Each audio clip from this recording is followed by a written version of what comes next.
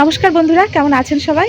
আজকের ভিডিওতে আমি কিছু রাত্রিকালীন অভ্যেস নিয়ে বলবো, যেগুলো আশা করি আপনাদের ভালো লাগবে। আর এই ভিডিওটা হেল্পফুল হবে, কারণ এটা কিছু রাত্রিকালীন অভ্যেস ঠিকই, কিন্তু যে অভ্যেসগুলোর উপর ডিপেন্ড করে আমাদের দিনের কাজকর্মগুলো, দিনের হোম ম্যানেজমেন্ট, দিনের টাইম টেবিল, দিনের প্ল্যানিং, আমাদের সারাদিনের কাজের এনার্জি, সব কিছুই কিন্তু এই রাত্রিকালীন অভ্যেসগুলোর উপর ডিপেন্ড করে।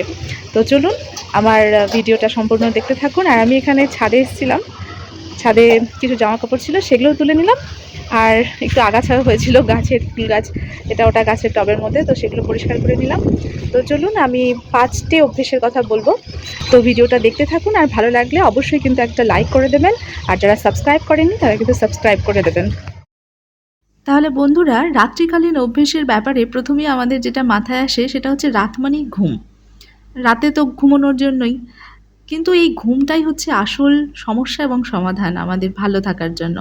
তো অনেকের প্রবলেম হচ্ছে ঘুম আসে না, একটু বয়স হয়ে গেলে দেখবেন মনে হয় যে অনেকেই বলে যে ঘুম পায় না, 12টা 1টা বেজে যায় তবুও ঘুম পায় না। আবার আবার অনেকের সমস্যা হয় যে ঘুম আসতে চায় না, মানে ঘুমটা অপর্যাপ্ত থেকে যায়। তার কারণ হচ্ছে আমরা মোবাইল দেখে সময় নষ্ট করি। তো ঘুমটা সঠিক পরিমাণে দরকার, আর তার জন্য ঘুমটা আসার জন্য যেটা দরকার সেটা হচ্ছে আমাদের কায়িক পরিশ্রম, শারীরিক পরিশ্রম। তো আমি সাজেস্ট করব যে বিকেল বেলায় হাঁটার অভ্যেস করুন। ঘরের মধ্যে কাজকর্ম তো আমরা সবাই করি, কিন্তু ঘরের কাজকর্মের আলাদা একটা পরিশ্রম, আর বাইরে রাস্তায় 2 কিলোমিটার 3 কিলোমিটার হাঁটার একটা আলাদা গুণ আছে। এতে আপনার ঘাম ঝরবে, শরীরের এক্সট্রা ক্যালোরিটা বেরিয়ে যাবে। পরিশ্রম হলে অটোমেটিক বিছানায় শোয়ার সঙ্গে সঙ্গে ঘুম পেয়ে যাবে। আর যত শরীরকে সারাদিন রিল্যাক্সে রাখবেন, স্বাভাবিকভাবেও রাতে ঘুম পাবেই না। আর এখানে আমি এসেছি মেয়েকে নিয়ে হাঁটতে, আর এই জায়গাটা অনেকদিন পরে দেখালাম আপনাদের। এখানে ফাঁকা জায়গা ছিল, প্লট করে বিক্রি হচ্ছিল, তো এখন এখানে বাড়িও তৈরি শুরু হয়ে গেছে। পরের পয়েন্টে যাওয়া যাক, সেটা হচ্ছে পরের দিনের জন্য প্ল্যান করুন। পরের দিন কি কি কাজ করবেন বা কি কি রান্না করবেন সেটার একটা লিস্ট আগের দিন বানিয়ে ফেলুন, মনে মনেই বানিয়ে ফেলুন। তাহলে পরের দিন কি করব, সকালবেলা উঠে এই নিয়ে ভাবতে ভাবতেই অনেকটা সময় নষ্ট হয়ে যায়। তো আগের দিন কিছুটা প্ল্যানিং থাকা দরকার, সকালে উঠে প্ল্যান অনুযায়ী কাজকর্ম শুরু করতে পারবেন, কোনো সময় নষ্ট হবে না। দিনের কাজকর্মের জন্য তো আমরা কত রকম প্ল্যান করি, ম্যানেজমেন্ট করি, হোম ম্যানেজমেন্ট করি, কি করব না করব তার লিস্ট তৈরি করি। মোট কথা সারা দিনের কাজকর্মের একটা প্ল্যান আমাদের মাথাতেই থাকে, কিন্তু রাতের জন্য প্রিপারেশনের দরকার পরের দিনের কাজের জন্য। আমরা এই সারা দিনের প্ল্যানিং তখনই কাজে লাগাতে পারবো যদি আমরা রাতের আগে থেকে মাথার মধ্যে সেট করে রাখি যে পরের দিন আমাকে কি কি কাজ করতে হবে। আসলে হাউসওয়াইফদের কাজটা কিন্তু মোটেও সহজ না। সারাদিন দেখা যায় যে আমরা নানা রকম কাজকর্ম করছি, কিন্তু আমাদের ব্রেনও কাজকর্ম করতে থাকে। শুধু দিনে না, এই যে রাতের বেলাতেও আমি যেটা বললাম, যেহেতু প্ল্যানিং করে রাখতে হয়, তাহলেই কিন্তু গুছিয়ে যে কোনো সংসারের কাজকর্ম করা যায়। তো এটা আশা করি আমাদের সমস্ত হাউসওয়াইফরাই মেনটেন করে চলেন। এটা আমার শুধুমাত্র পয়েন্ট করে বললাম তাই, কিন্তু এটা সকলেই জানেন এবং সেই হিসাবে আমরা সবাই কাজ করি। তাহলে চলুন এবার পরের পয়েন্টে যাওয়া যাক, কিন্তু তার আগে এখানে বলে দিই যে রাতে আমি একটু রান্না করে নিলাম, লাউ ঘন্ট। আর সকালে চিকেন করেছিলাম, আরও কিছু করেছিলাম, তো সেগুলো একটু একটু আছে। আর 3 নাম্বার পয়েন্ট হচ্ছে টাইম সেট করা। মনে হতে পারে যে রাতে আবার কি টাইম, রাতের তো সেরকম কোনো কাজকর্মই নেই, তাহলে আবার কি টাইম সেট করব। কিন্তু কাজ না থাকলেও খাওয়াটা তো কাজ আছেই, রাতে তো খেতেই হবে।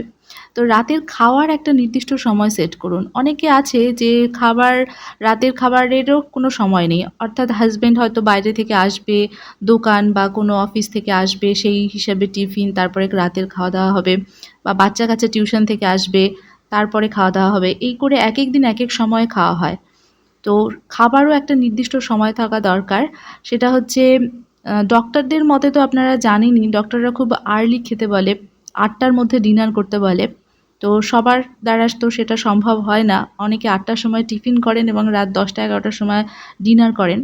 যাদের অভ্যেস হয়ে গেছে, অনেকেরই অভ্যেস হয়ে গেছে এরকম টাইম টেবিলে খাওয়ার, কিন্তু ডাক্তাররা বলে থাকে এতে করে কী হয়, গ্যাস অ্যাসিডিটির সমস্যা হয়। কারণ রাতে 11টার সময় খাবার খেলে তারপরে কিন্তু চট করে শুতে যেতে হয়।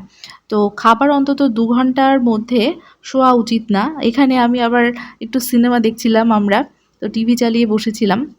তো যে বিষয়টা বলছিলাম সেটা হচ্ছে খাবার পরই সঙ্গে সঙ্গে ঘুমোতে যাবেন না, 2-3 ঘন্টা বসুন, অন্যান্য কাজ করুন। আর রাতের খাবারটা ডাক্তাররা কিন্তু অল্পই খেতে বলেছে। সকালে একটা ফাইন ব্রেকফাস্ট, দুপুরে লাঞ্চ, তারপরে রাতের খাবারটা খুব কমই খেতে বলেছে এবং লাইট স্পাইসি যাতে খাবার না হয় এই ধরনের খাবারই সুস্থ থাকার জন্য খেতে বলেছে। আর এই জিনিসগুলো না আমরা জেনে শুনেও মানতে পারি না, বা ইচ্ছে থাকলেও অনেক সময় মানা সম্ভব হয়ে ওঠে না। সেটা হচ্ছে বাচ্চাদের টিউশন থাকলে সময় মতন খাওয়া হয়ে ওঠে না, সব প্যারেন্টসদের একসঙ্গে খাওয়া হয় না কাজের জন্য। কিন্তু এই জিনিসগুলোর পরিবর্তন আনা দরকার, অন্তত রাতের সময়টা সবাই একসঙ্গে বসে খাওয়া দরকার। তাহলে কিন্তু একটা ফ্যামিলি বন্ডিংও তৈরি হয়, কারণ সারাদিন তো সবাই নিজের কাজে ব্যস্ত থাকে। তো এখানেও আমরা খাবার খেয়ে নিচ্ছি। তো সেই সঙ্গে আরও দুটো পয়েন্ট বলছি, সেটা হচ্ছে রাতে ঘুমোতে যাবার টাইম সেট করা। আমরা ঘুমোতে যাই, নির্দিষ্ট সময়ে হয়তো যাই, কিন্তু ঘুমোতে গিয়েও ঘুমাই না। তার কারণ হচ্ছে ফোন দেখা। ফোনটা হয়তো বালিশের কাছে রেখে দিলাম, তারপরে ফোনে কোনো টুংটাং করে মেসেজ আসলো, ব্যাস ফোনটা নিয়ে তখন দেখতে শুরু করলাম। আর ফেসবুকে ঢুকে গেলে তো কথাই নেই, 1.5-2 ঘন্টা পার হয়ে যায়। তো এইভাবে কি হয়, ঘুমোতে লেট হয়। আর অনেকক্ষণ মোবাইল দেখলে কিন্তু সহজে আর মোবাইল রাখার পরও দেখবেন যে ঘুম পেতে চায় না। চোখে কোনো একটা আলোর রিফ্লেকশনের জন্য এরকমটা হয়। সায়েন্টিফিক্যালি শুনেছিলাম, কিন্তু বলতে পারলাম না আপনাদের। তাই ঘুমোতে যাওয়ার আগে মোবাইল দেখাটা একদমই উচিত না। মোবাইলটাকে দূরে রাখুন বা সাইলেন্ট মোডে রাখতে পারেন, যাতে করে টুংটাং আওয়াজ হলেও না যেতে হয় আপনাকে। কিন্তু আমি সাইলেন্ট মোডে রাখি না, কারণ এমার্জেন্সি কল হতেই পারে। আর রাতে যদি ঘুম কম হয় না, তাহলে দেখবেন সারাদিন কেমন একটা ঝিমুনি ভাব, কোনো কাজে এনার্জি আসে না। সুতরাং দিনটাকে সুস্থভাবে ম্যানেজ করার জন্য ঘুমটা সম্পূর্ণ হওয়া দরকার। আর লাস্ট পয়েন্ট যেটা বলবো, সেটা খুব দামি একটা পয়েন্ট। সেটা হচ্ছে ঘুমানোর আগে ভাবুন যে আপনি আজকে কি ভালো কাজ করেছেন, বা আপনার সাথে কি ভালো হয়েছে। সেটা যত ছোটোখাটো বিষয়ই হোক না কেন। ঘুমোতে যাওয়ার আগে সবসময় পজিটিভ ভাবুন। ভালো কিছু ভেবে মুখে হাসি নিয়ে ঘুমোতে যান। রাতে টেনশনের বিষয় নিয়ে ভাববেন না। হাসব্যান্ডের সঙ্গে কোনো ভালো বিষয় নিয়ে কথা বলুন।